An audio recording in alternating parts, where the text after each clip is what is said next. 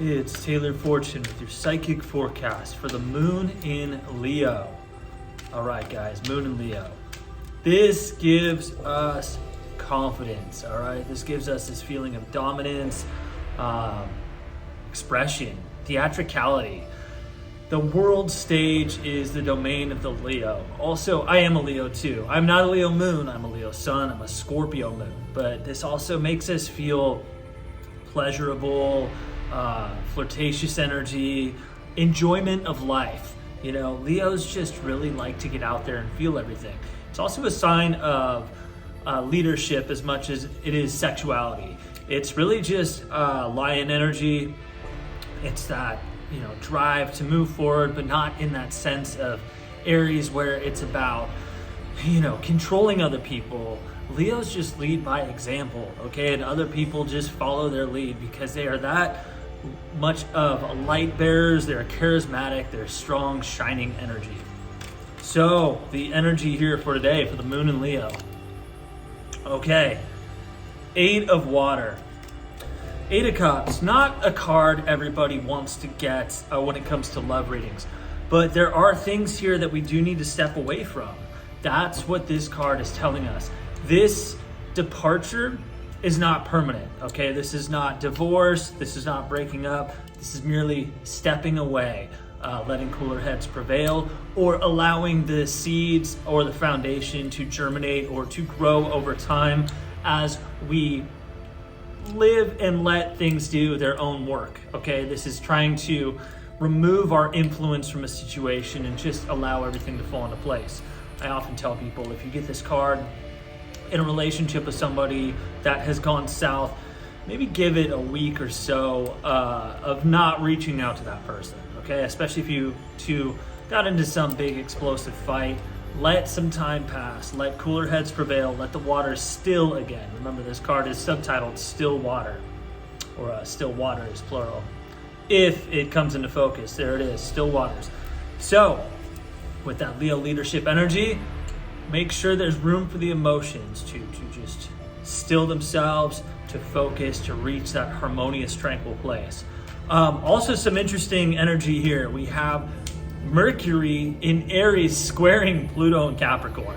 Okay, so that is a lot of competing forces. On one hand, you have that destructive, scorched earth, transformative energy of Pluto in Capricorn, but it's butting against Aries, Mercury in Aries, which is all about, like, you know, strong will, courage, fire, leadership, doing things rapidly with force and with vigor.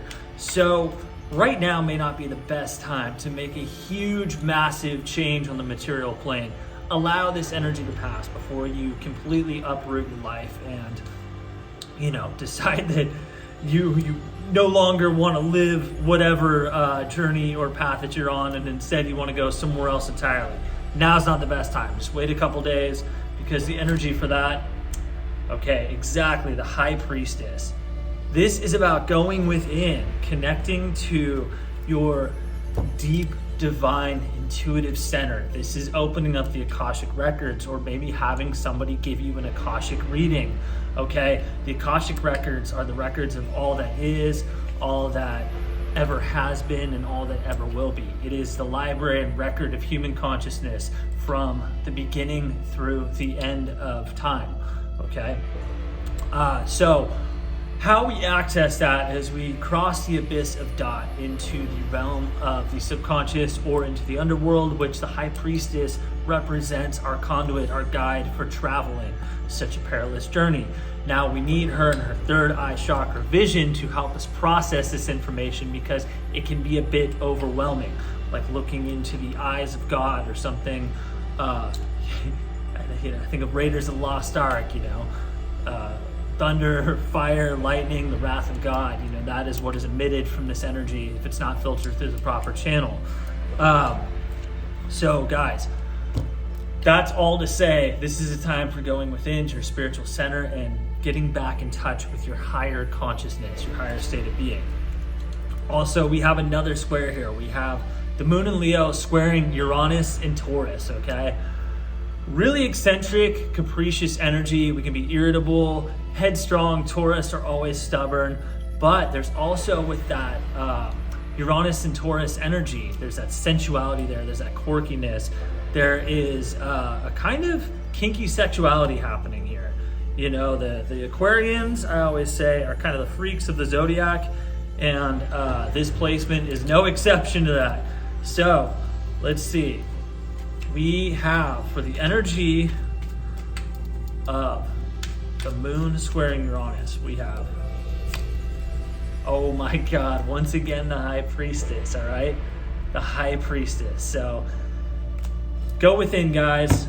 Find a guide, a divine feminine guide to help you with your inner spiritual questions, your life path, your life purpose, somebody who can really show you your divine process, your divine purpose here on this planet. I don't want to get into it too much more again, because I just explained it before about crossing into the chasm, the abyss, into the underworld, and finding out really the essence of who you are and why you're here. Okay, guys, if you'd like to book a private session, go to taylorfortune.com. It's a mind, body, and spirit coach. You can ask me anything.